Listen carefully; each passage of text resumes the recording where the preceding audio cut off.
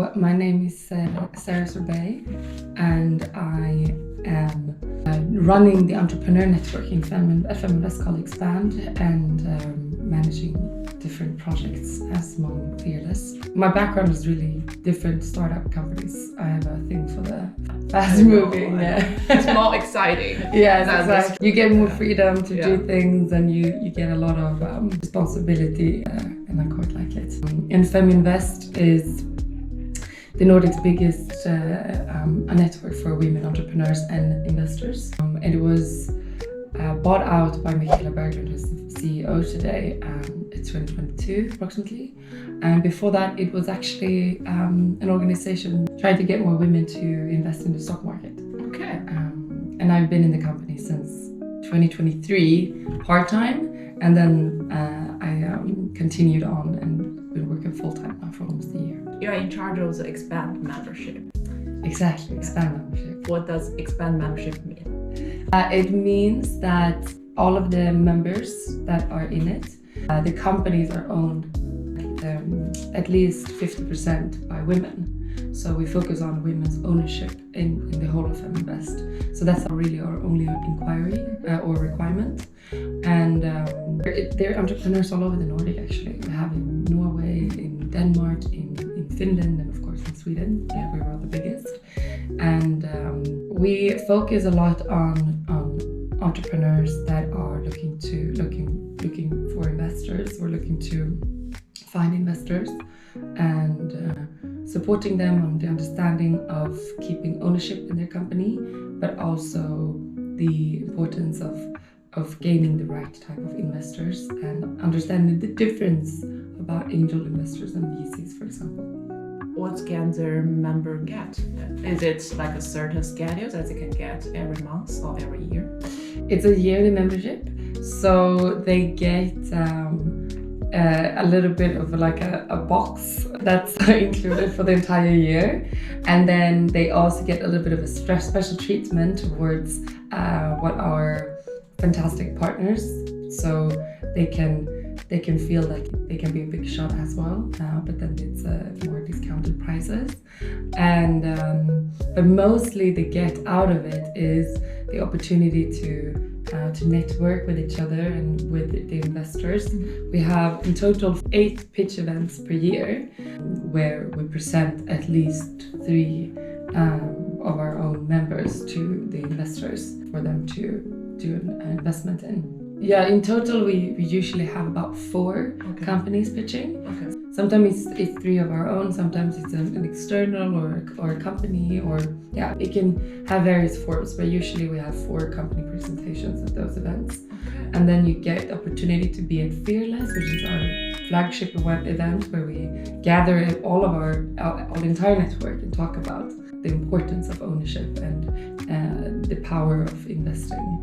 And then you have countless fantastic material about with education and purpose-driven webinars, and there's so many things that I feel like I'm forgetting things, and this is what I do. But it's really lovely, and we're really trying to understand what would give the entrepreneurs the most worth, and where they would be underrepresented to try to represent them in that. So we could make events about retail and tech and talk about those things, create a room where they are in the center. Yeah. We also have our fabulous magazine that we give out twice a year, and that they can be in that for in the collages and everything. Yeah. You must have talked with so many female founders. Yeah, I really have. What is the biggest challenge or anxiety you see from them? I would say a huge challenge for all of them. Let's start that. The wrong idea is that they don't take risks.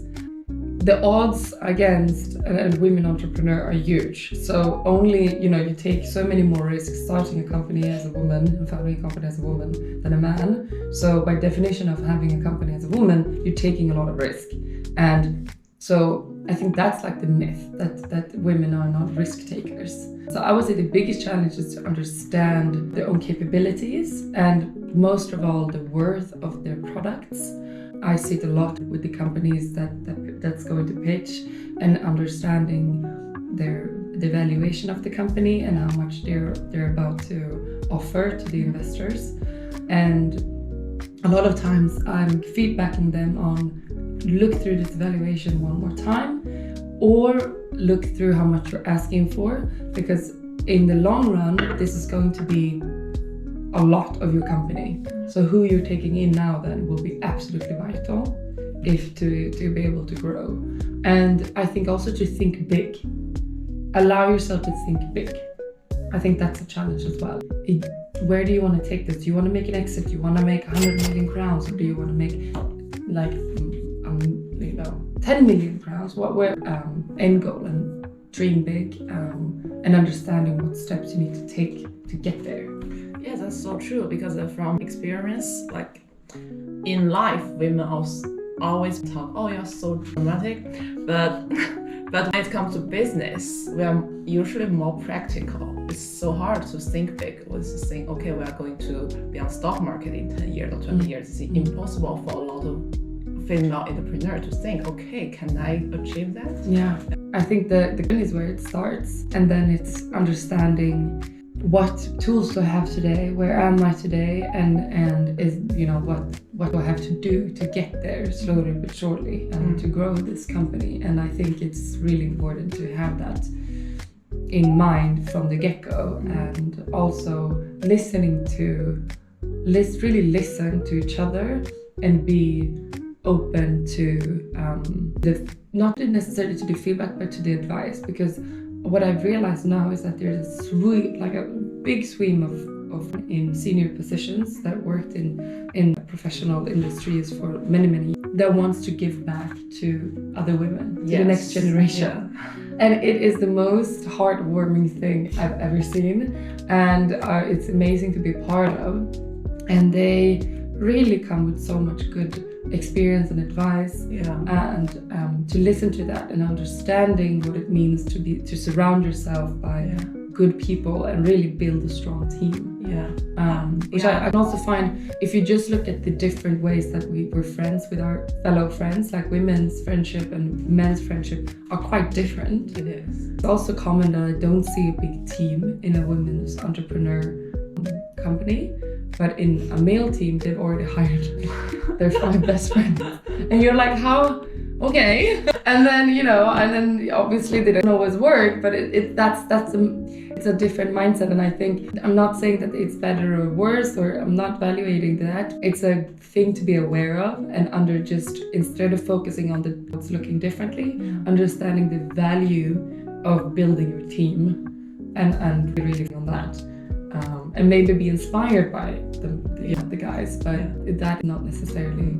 That's so true. Like, there is a furniture company I'm into. They founded in 2017, I think, like 5 years ago, and the founder is female, and she tried to keep her team so small, but make sales. I think she made 25 million sales. Oh wow! Last 2023. Oh wow! Yeah. The team is really small.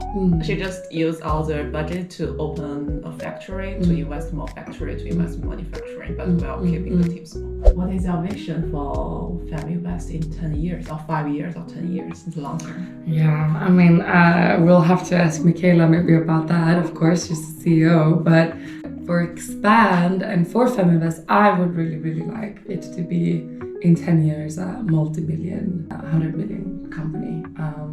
And really showcasing that you can create an ecosystem within an ecosystem. That it's all about understanding how to work the system, but also proving how conscious you must become if you want to actually make a change. And it's not only about talking about it or about changing a few different sectors and whatever in laws, also to actively work with the inequality of investments. So really having Feminvest as a showcase on how it can be done, and hopefully during the years inspire more people to change for the better in different ways. I have joined a lot of female network, both in Sweden and in China. And one thing I noticed, it's really hard to keep their exclusive. exclusivity, like when you're growing the membership, number of members. How do you balance that? It's an excellent question. It's really hard. Of course, I think it's always very important to be very clear on what it is, and when you change your offers or when you change the structure or the packaging, it's very communicated, and it doesn't feel like we're doing it behind the members' back, because the products is for the members. So it's always important that the members feel like the changes we do is because we've listened to them, and we see the need for this and that, and we see the growth potential for the other things. And exclusivity has the word exclude, like you exclude people in that, and that's a tiptoeing area of being very clear on why you exclude then all the companies that are not 50% owned by women. That's really the only people that we exclude, being 100% certain of the answer. And we've always said that, you know, it's a requirement to be a member, but you are of course welcome to still be a part of the community, and in different ways. And how can you contribute, and I can also talk to entrepreneurs that get inspired to change the ownership structure to become members. More about always being very clear, first of all, what it is.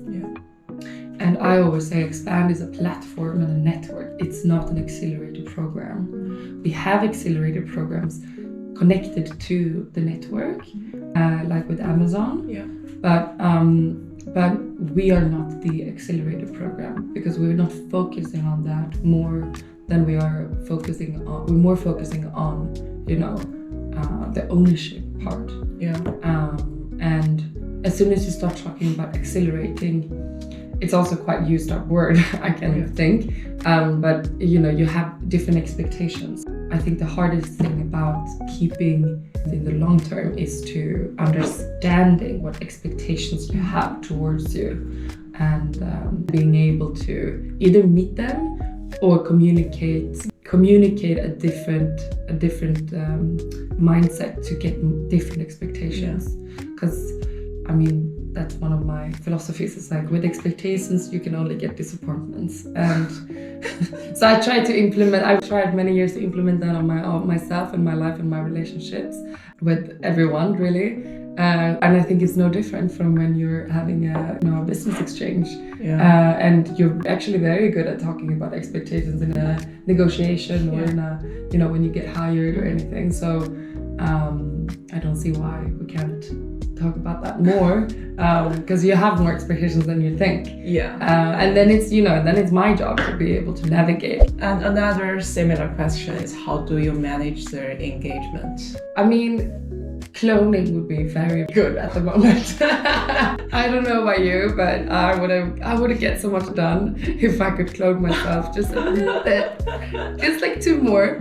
No, but it's fun actually, because it's a luxury problem to be growing and gaining new members. I see it as a lucky person's problem.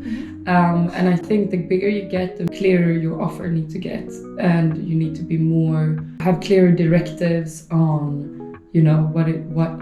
what I mean when I say a network, and when you actually can do that networking, and adding on or taking away things according to the feedback that I receive, and but then also being open to try new things.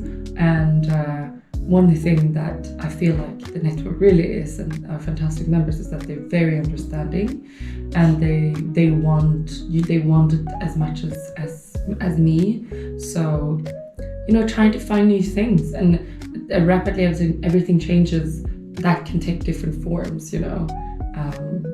10 years ago or even 15 years ago, that would have been maybe creating an MSN page. Now, it could be having a WhatsApp group, or it could be something else. There's no easy answer to it, because I think it will also be different. It could, for one, be different depending on where you are.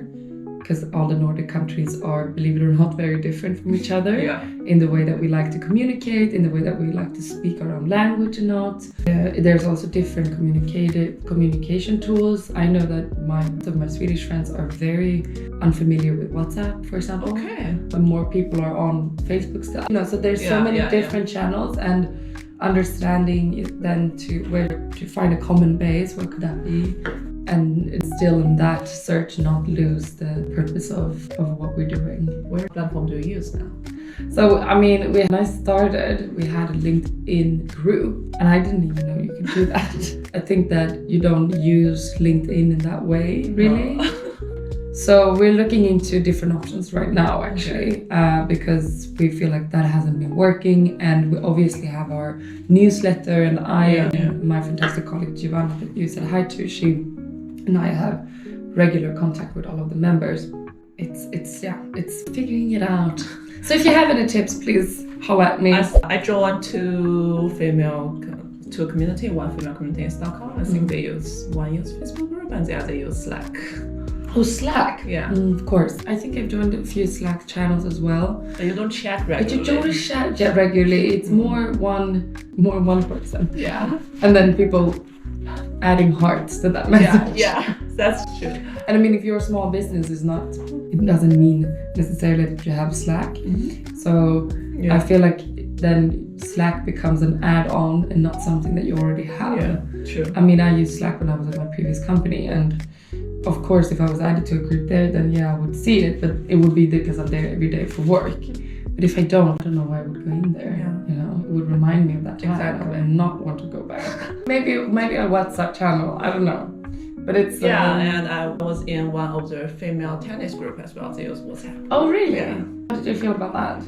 Well, the men group is only a man can talk, which makes it better. Otherwise, it's gonna be messy.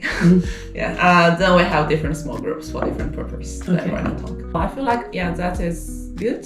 I mute a lot of different groups because there are many messages. Yeah. But at least that's somewhere that I don't mind. I don't mind to check regularly. No, exactly. Yeah. And I mean, we're on there anyways on a daily basis.